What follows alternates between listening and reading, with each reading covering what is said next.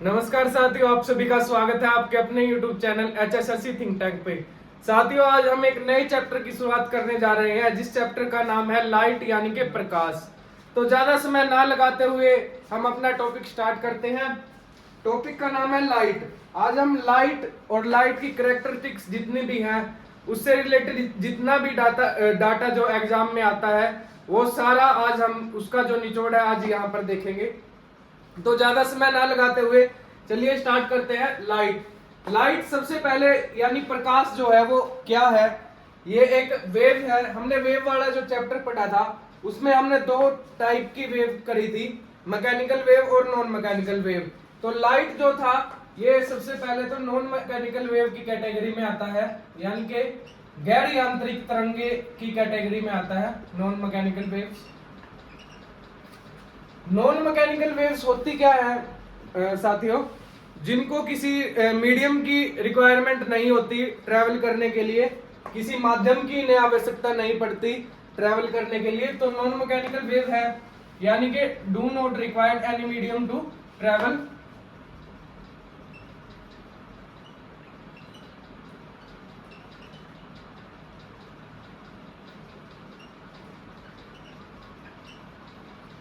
और दूसरा अगर बात करें, अगर इन्हें किसी मीडियम की आवश्यकता नहीं पड़ती ट्रैवल करने के लिए, तो क्या ये निर्वात यानी कि वैक्यूम में ट्रैवल कर सकती है, यानी कि हाँ, ये वैक्यूम में भी ट्रैवल कर सकती है।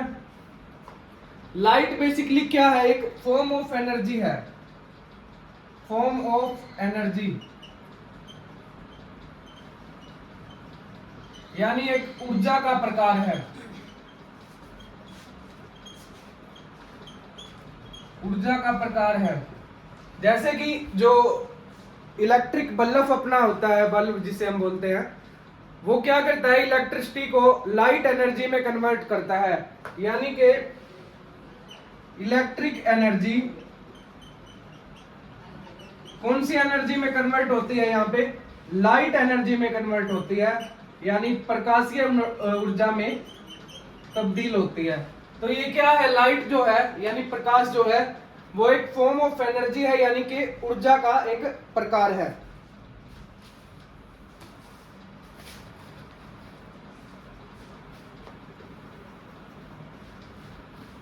क्या काम आती है हमें लाइट जो है हमारे दैनिक जीवन में क्या काम आती है, तो ये इसका जो मेन उपयोग ये है कि ये दूसरे जो नॉन ल्यूमिनस ऑब्जेक्ट होते हैं उनको देखने में हमारी सहायता करती है, यानी कि it enable us to see object,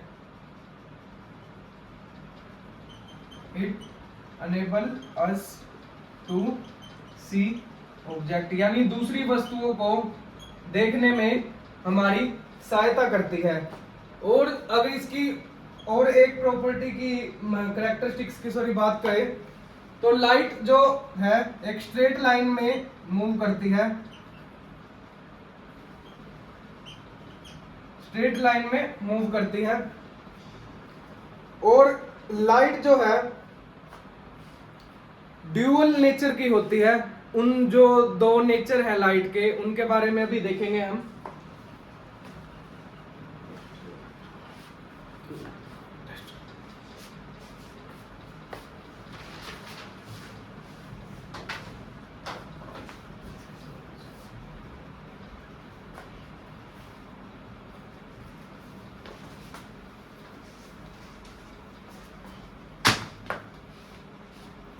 light जो होती है ये ड्यूअल नेचर की होती है, यानी दोहरे स्वभाव की होती है।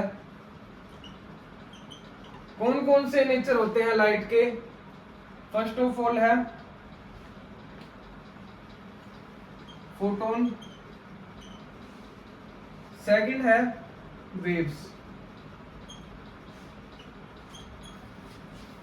ड्यूअल नेचर जो लाइट के बताए गए हैं वो है फोटोन और वेव्स में। कोई तो कहता है कि लाइट है जो फोटोन के रूप में यानी एक बंडल ऑफ एनर्जी के रूप में कार्य करती है, कोई बोलता है कि जो लाइट है वो वेव्स के फॉर्म में एनर्जी को ट्रांसफर करती है या वेव्स की फॉर्म में ट्रेवल करती है या प्रोपोगेट करती है। जो ये फोटोन थ्योरी है ये किसने दी, अगर बात करें हम, तो फोटोन थ्योरी को आइंस्टाइन ने दिया था।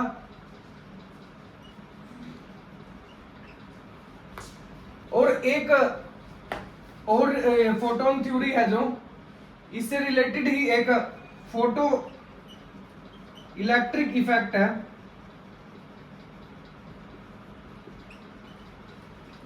ये भी एग्जाम में कई बार पूछ लिया जाता है।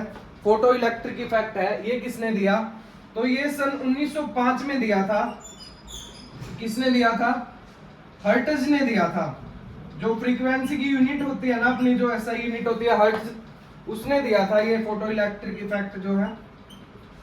और जो फोटोन का जो लाइट का जो फोटोन वाली थ्योरी है कि लाइट एक बंडल ऑफ एनर्जी के फॉर्म में एनर्जी को ट्रांसफर करती है, या तो ये थ्योरी दी थी आइंस्टाइन ने।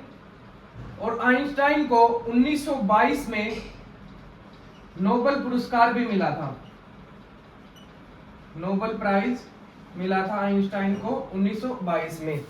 अब हम बात करते हैं वेव्स वाली जो थ्योरी है, ये किसने दी थी? तो ये दी थी हाइजेंस ने। हाइजेंस ने।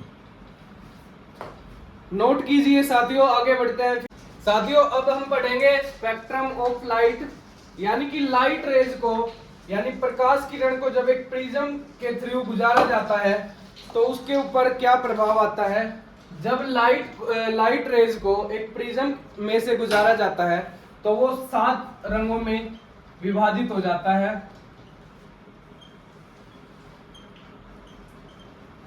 7 रंगों में विभाजित हो जाता है। ये 7 रंग कौन कौन से होते हैं, क्या ट्रिक काम आती है इनको याद रखने के लिए? तो ट्रिक का नाम है विबग्योर, VIBGYOR। तो जो पहला रंग होता है वो होता है वायलेट, जो दूसरा रंग होता है वो होता है इंडिगो,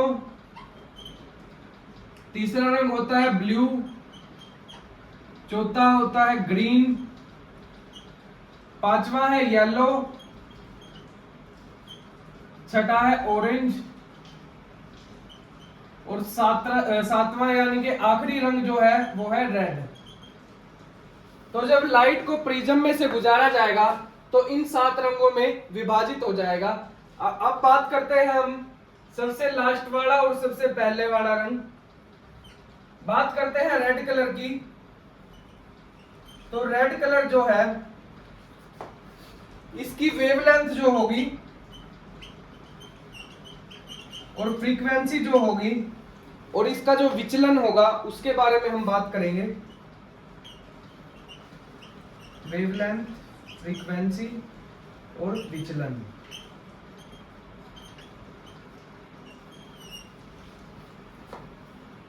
जो लाल रंग की वेवलेंथ होगी जिसे हम तरंग दैर्घ्य बोलते हैं, हमने वेव्स वाले चैप्टर में ये बहुत अच्छे तरीके से पढ़ा था। जो तरंग दैर्घ्य होगा ये मिनिमम होगा लाल रंग का, और फ्रीक्वेंसी जो होगी जिसे हम आवृत्ति बोलते हैं, आवृत्ति जो होगी वो मैक्सिमम होगी, और विचलन जो होता है ये सबसे कम होता है लाल रंग का। आपने देखा होगा जो व्हीकल्स होते हैं उनकी जो बैक वाली लाइटें होती हैं वो सारी रेड कलर की बनी होती है, या कोई साइनेज बोर्ड, मान लो कोई डेंजर वाला बोर्ड लगाया हुआ है रोड पे, तो वो मैक्सिमम रेड कलर में मिलता है। क्यों मिलता है? एक तो इसकी वेवलेंथ है वो ज्यादा है, और इसका विचलन जो है ना इस रंग का, लाल रंग का, वो सबसे कम होता है। यानी ये कम से कम लाइट में भी सबसे अच्छी तरीके से इस रंग को हम देख सकते हैं। इस रंग में लिखे हुए अक्षरों को बहुत अच्छे से पढ़ पाते हैं, इसलिए लाल रंग का यूज ज्यादातर लाइटों में किया जाता है। जो डेंजर वाली लाइटें होती है, या व्हीकल्स की जो पीछे वाली बैक साइड वाली लाइटें होती है जो ब्रेक दबाने पे ऑन हो जाती है अपने आप, ताकि पीछे जो व्हीकल आ रहा है या पीछे कोई व्यक्ति है तो उसको आसानी से वो लाइटें दिख जाए। अब हम बात करते हैं वॉयलेट कलर की, यानी कि बैंगनी कलर की।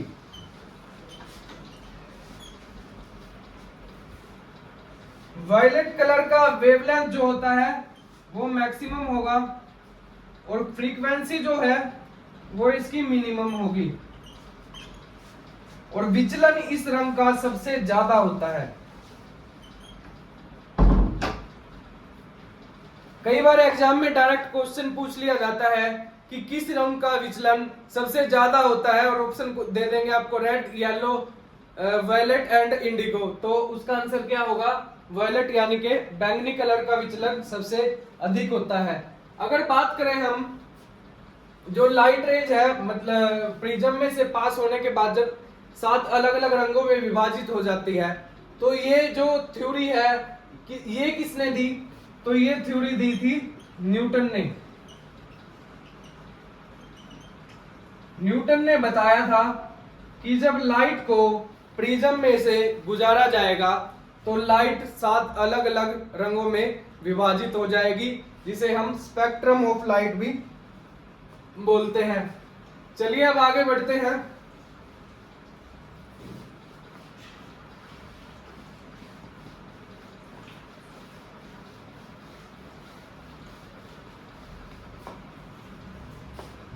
एक लाइट में और थ्योरी है जिसे हम डिफ्रैक्शन थ्योरी बोलते हैं। Diffraction of light. Diffraction of light किसने दिया था? ये मतलब ये थ्योरी थी, इसको किसने दिया था? तो उस व्यक्ति का नाम था, उस साइंटिस्ट का नाम था थॉमस यंग।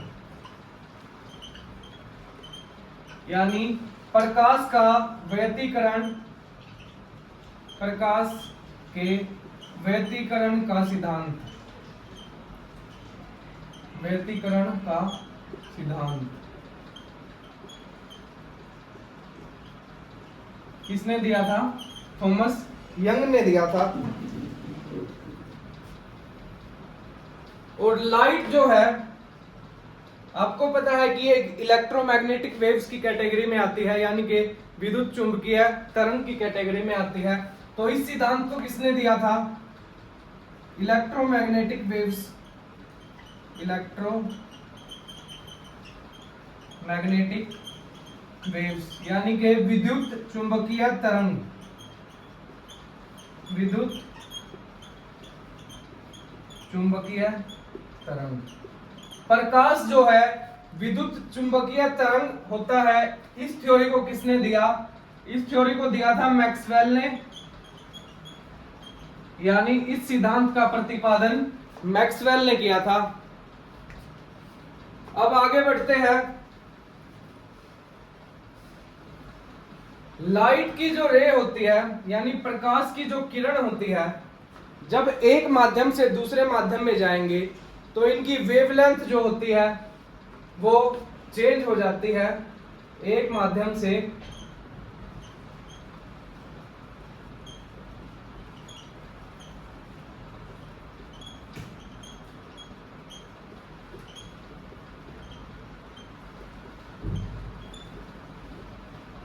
जाने पर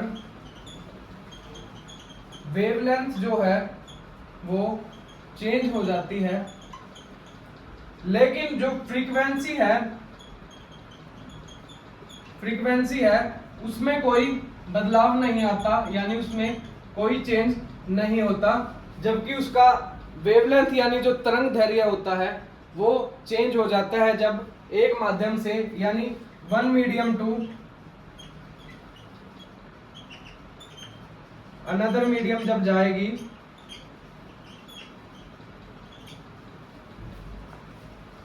मान लो कि यहां पर कोई पोट रखा है और इसमें पानी है, यहां एयर है। इस मीडियम से जब प्रकाश की किरण पानी वाले मीडियम में जाएगी तो यानी कि जो एयर वाला मीडियम था और जो वाटर वाला मीडियम है, यहाँ पर जब मीडियम का चेंज हुआ है, मीडियम माध्यम का बदलाव हुआ है, तो इस प्रकार से अगर माध्यम का बदलाव होता है तो प्रकाश की किरण की वेवलेंथ है वो चेंज हो जाती है, लेकिन जो फ्रीक्वेंसी यानी आवृत्ति होती है उस पर कोई बदलाव नहीं आता। अब हम बात करेंगे स्पीड ऑफ लाइट। लाइट की अलग अलग माध्यम में स्पीड क्या रहने वाली है। 3-4 अलग अलग माध्यमों की जो स्पीड है लाइट की, उनके बारे में हम बात करेंगे जो एग्जाम के पॉइंट ऑफ व्यू से हमारे लिए इंपॉर्टेंट है। तो सबसे पहले बात करते हैं वैक्यूम की यानी कि निर्वात की। निर्वात में जो लाइट की स्पीड रहने वाली है वो 3 इंटू 10⁸ मीटर पर सेकंड। बात करते हैं वाटर की। तो वाटर में जो लाइट की स्पीड है वो क्या रहने वाली है 2.25 इंटू 10⁸ मीटर पर सेकंड। अगर बात करें हम ग्लास की यानी शीशे की, तो उसमें जो स्पीड रहने वाली है 2 गुना 10⁸ मीटर पर सेकंड। कई बार तारपीन के तेल में भी लाइट की स्पीड पूछ ली जाती है। तारपीन का तेल, इसमें जो लाइट की स्पीड रहने वाली है वो है 2.04 इंटू 10⁸ मीटर पर सेकंड। तो याद कर लीजिएगा इन्हें, ज्यादा मुश्किल नहीं है। वैक्यूम, वाटर, ग्लास और तारपीन का तेल, इसमें लाइट की स्पीड डायरेक्टली पूछ ली जाती है एग्जाम में कि क्या रहती है। चलिए अब हम आगे बढ़ते हैं।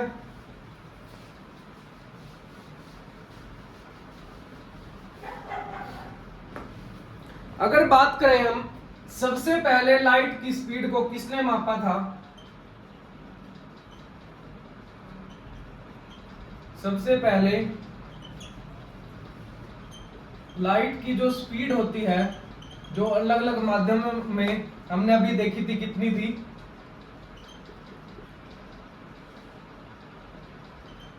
किसने मापा ये सबसे पहले? किसने मेजर किया? तो वो था रोमर। रोमर ने सबसे पहले लाइट की स्पीड को मेजर किया। लाइट की स्पीड की बात करें तो सूर्य से पृथ्वी तक हमारे पास में मतलब प्रकाश पहुंचने में कितना समय लगता है? सूर्य से पृथ्वी पर प्रकाश पहुंचने में लगने वाला वक्त जो है वो कितना है?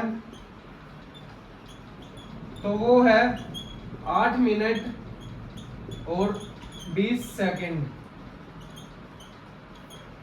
8 मिनट और 20 सेकंड में सूर्य से पृथ्वी तक प्रकाश ट्रैवल कर लेता है, यानी सूर्य से चलकर पृथ्वी पर पहुंच जाता है। अब हम बात करेंगे ऑब्जेक्ट की, ऑब्जेक्ट के टाइप की।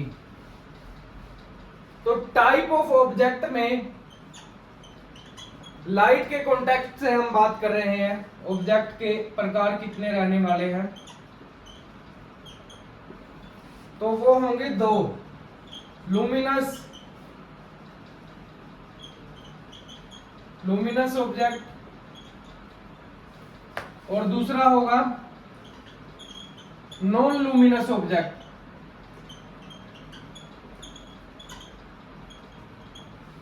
अब हम देखेंगे इनमें फर्क क्या है, लुमिनस ऑब्जेक्ट कौन से हैं और नॉन लुमिनस ऑब्जेक्ट वो कौन से हैं। लुमिनस ऑब्जेक्ट की अगर बात करें हम, तो इन्हें प्रदीप्त वस्तुएं बोलते हैं हिंदी में, और नॉन लुमिनस की बात करें तो अप्रदीप्त वस्तुएं होती हैं ये। लुमिनस ऑब्जेक्ट यानी कि प्रदीप्त वस्तुएं क्या होती है? जो ऑब्जेक्ट खुद से लाइट को इमिट करता है, यानी प्रकाश की किरणों को खुद उत्सर्जित करता है, इमिट करता है, रेज करता है, उन्हें हम लुमिनस ऑब्जेक्ट कहते हैं। यानी कि विच इमिट्स लाइट रेज, यानी कि जो प्रकाश को उत्सर्जित करता है, यानी कि इनका खुद का प्रकाश होता है।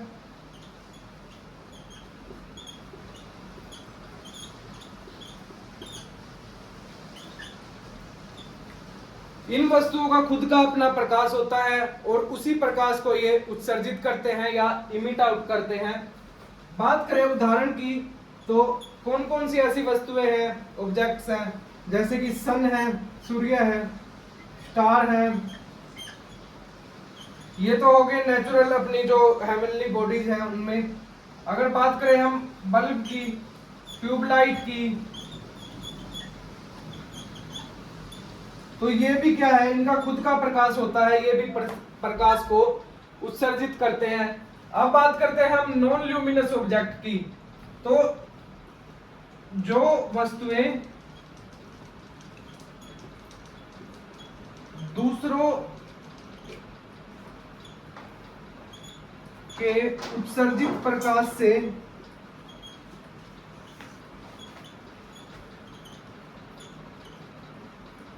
से दिखाई देती हैं, वो नॉन ल्यूमिनस या अप्रदीप्त वस्तुएं कहलाती हैं।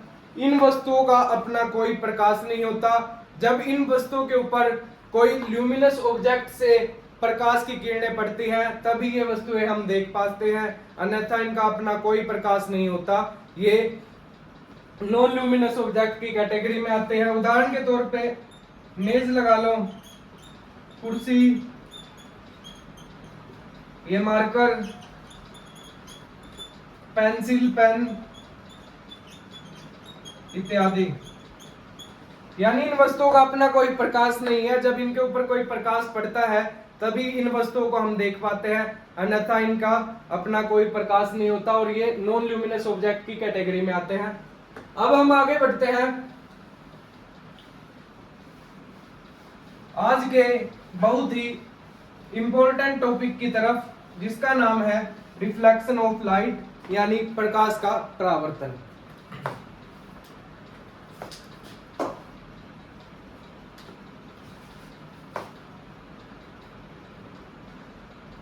रिफ्लेक्शन ऑफ लाइट, प्रकाश का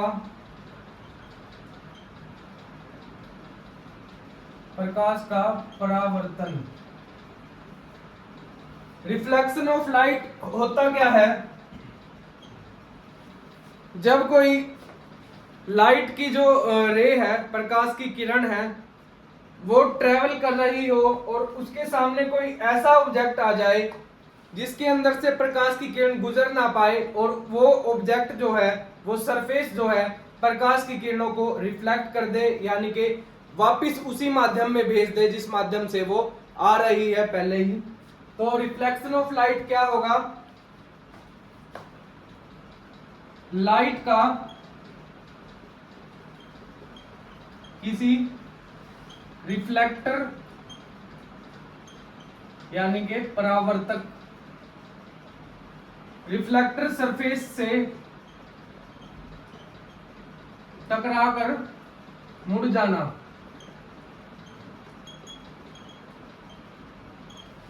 यानी प्रकाश की जो किरण आ रही है, मान लो ये कोई सरफेस है, ये प्रकाश की किरण आ रही है इधर, और इससे टकराकर प्रकाश की किरण वापस उसी मीडियम में चली गई जिस मीडियम से वो पहले से ही आ रही थी। तो ये क्या कहलाएगा? रिफ्लेक्शन ऑफ लाइट, यानी प्रकाश का परावर्तन कहलाएगा। अगर बात करें हम सबसे ज्यादा रिफ्लेक्टेड सरफेस की, यानी ऐसा कौन सा सरफेस है जो अपने ऊपर पड़ने वाली मैक्सिमम लाइट वेव्स है, जो प्रकाश की किरणें हैं, उनको परावर्तित कर दे, यानी रिफ्लेक्ट कर दे, तो उसका नाम है सिल्वर, यानी कि चांदी, जिसे हम Ag के नाम से भी डिनोट करते हैं। तो मोस्ट रिफ्लेक्टेड सरफेस की कैटेगरी में इसको रखा जाता है। मोस्ट रिफ्लेक्टेड सरफेस, जो हम दर्पण यूज करते हैं, शीशा यूज करते हैं, उसमें भी एक साइड पर सिल्वर की कोटिंग की होती है, या एक सिल्वर पॉलिश जिसे हम बोल देते हैं, इस प्रकार से कोई कोटिंग की होती है। इस कोटिंग का क्या काम होता है? जब इसके ऊपर कोई भी लाइट की किरण पड़ेगी या प्रकाश किरण पड़ेगी तो वो उसको वापस उसी मीडियम में भेज देता है जिस मीडियम से वो आ रही है, यानी उसको जो प्रकाश की किरण है उससे सरफेस से टकराकर वापस मुड़ जाती है। जो मोस्ट रिफ्लेक्टेड सरफेस की अगर बात करें हम, यानी ऐसा सरफेस जो अपने ऊपर पड़ने वाली मैक्सिमम से मैक्सिमम किरणों को परावर्तित कर देता है, उस सरफेस का नाम है सिल्वर, यानी चांदी से बनने वाला सरफेस ही अपने ऊपर पड़ने वाली सबसे अधिक मात्रा में किरणों को परावर्तित कर देता है। अब हम बात करेंगे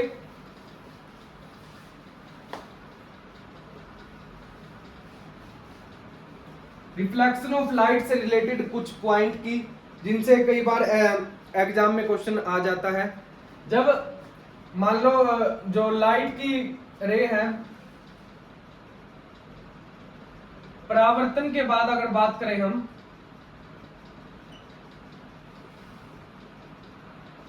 परावर्तन के बाद लाइट की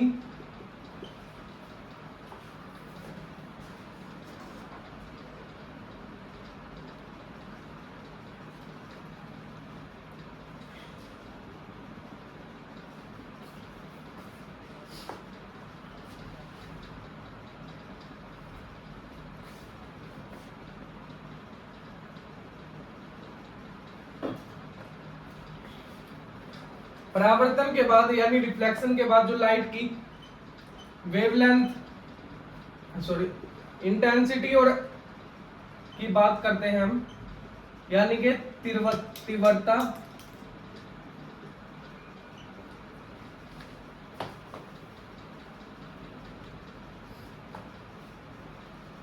इंटेंसिटी यानी तीव्रता और एम्पलीट्यूड यानी कि आयाम, एम्पलीट्यूड यानी कि आयाम में कमी हो जाती है,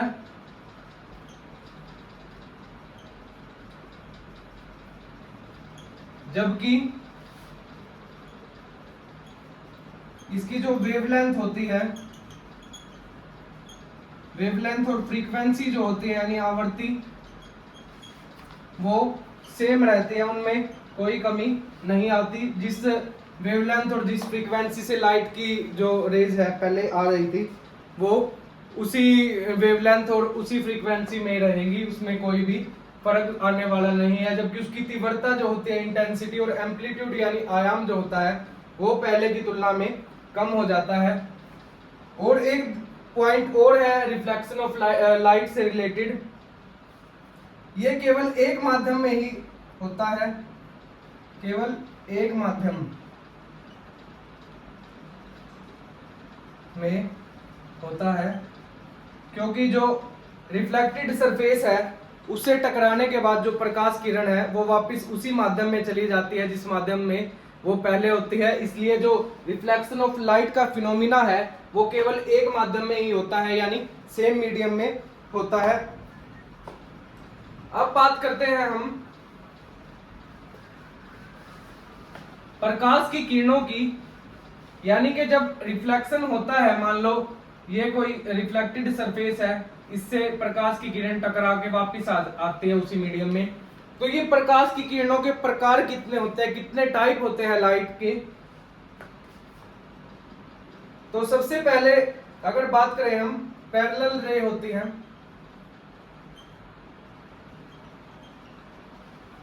पैरेलल यानी कि समानांतर। इसमें क्या होता है, लाइट की जो किरणें हैं, प्रकाश किरण है, वो कुछ इस प्रकार से एक दूसरे के समांतर चलती है, यानी वो आपस में एक दूसरे को कभी नहीं काटती। दूसरी बात, दूसरी जो प्रकार है इसका वो है कन्वर्जिंग। कन्वर्जिंग इसमें क्या होगा, एक पॉइंट पे प्रकाश की किरणें मिलेंगी, मान लो अलग अलग जगह से प्रकाश की किरणें आ रही हैं, तो वो एक पॉइंट पे मीट करेंगे आपस में। और तीसरा जो प्रकार होगा वो होगा डाइवर्जिंग।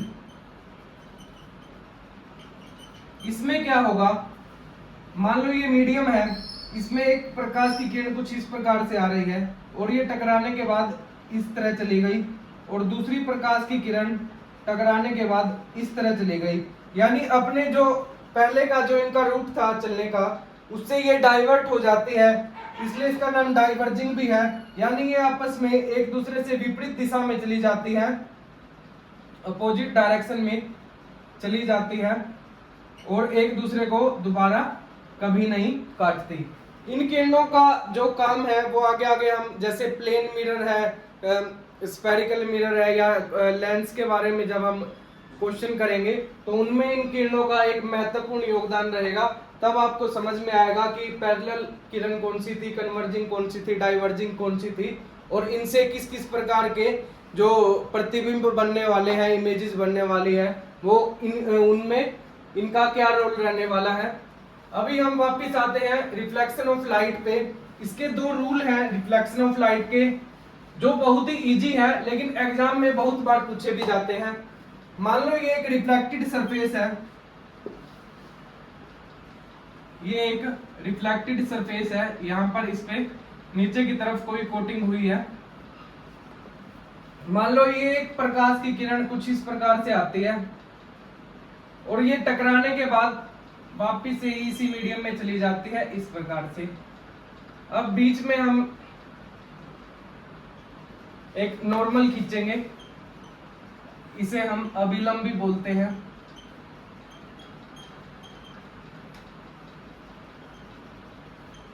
और इस किरण को हम बोलते हैं आपतित किरण।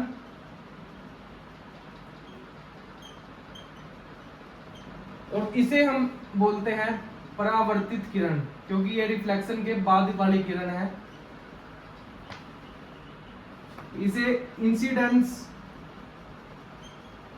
बोला जाता है और इसको रिफ्लेक्टेड बोला जाता है। और ये बीच वाला जो होता है ये परपेंडिकुलर होता है रिफ्लेक्टेड सरफेस के, तो इसे नॉर्मल या अभिलंब का नाम दिया जाता है। अगर बात करें हम, ये एंगल जो है नॉर्मल से, इसे हम एंगल आई का नाम देते हैं, जबकि जो नॉर्मल से रिफ्लेक्टेड रे का जो एंगल है उसे हम एंगल आर का नाम देते हैं।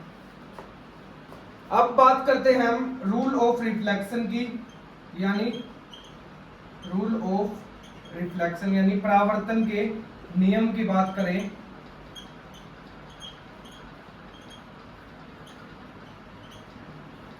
परावर्तन के नियम, तो दो रूल है रिफ्लेक्शन के यानी के परावर्तन के।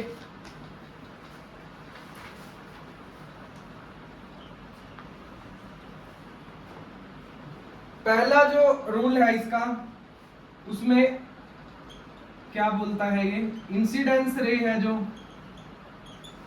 यानी कि आपतित किरण है, रिफ्लेक्टेड किरण है,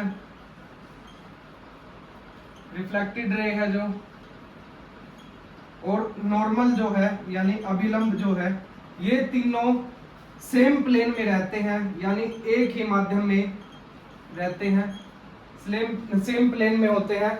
आप देखेंगे कि ये जो मान लो ये एयर वाला मीडियम है और ये रिफ्लेक्टेड वाला है, जो ये रिफ्लेक्टेड सरफेस है, इससे टकराने के बाद ये तीनों के तीनों एक ही मीडियम में रहते हैं, यानी सेम प्लेन पे रहते हैं।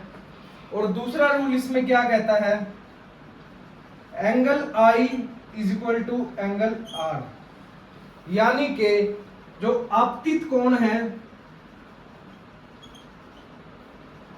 आपतित कोण है वो हमेशा परावर्तित कोण के बराबर होता है, परावर्तित कोण के बराबर होता है। तो ये थे दो रूल ऑफ रिफ्लेक्शन यानी परावर्तन के नियम।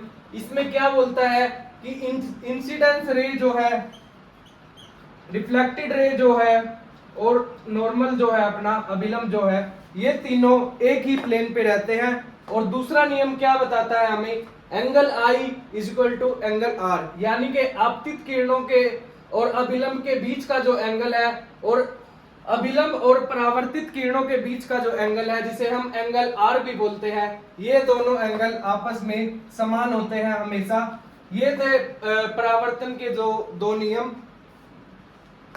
इनसे कई बार क्वेश्चन भी आ जाता है एग्जाम में, न्यूमेरिकल पूछ लिया जाता है angle i is equal to angle r वाला। तो ये रूल तो आपको याद रखना ही रखना है किसी भी तरीके से। तो आज की क्लास में केवल इतना ही, मिलते हैं लाइट के अगले पार्ट में। अगर आप वीडियो से कुछ सीख रहे हैं तो वीडियो को लाइक करो, शेयर करो, सब्सक्राइब करो। जल्द ही मिलते हैं लाइट के सेकंड पार्ट में, जहां पे हम प्लेन मिरर और जो स्फेरिकल मिरर है उनसे जो एग्जाम में प्रश्न पूछ लिया जाता है प्रतिबिंब वाला, कि भाई प्लेन मिरर पे ऐसे ऐसे इतने डिस्टेंस से लाइट पड़ रही है तो उसका जो प्रतिबिंब होगा वो आभासी होगा या कितनी दूरी पे बनेगा। इस प्रकार के क्वेश्चन रेलवे के बहुत ही पसंदीदा क्वेश्चन होते हैं। तो मिलते हैं सेकंड पार्ट में। धन्यवाद।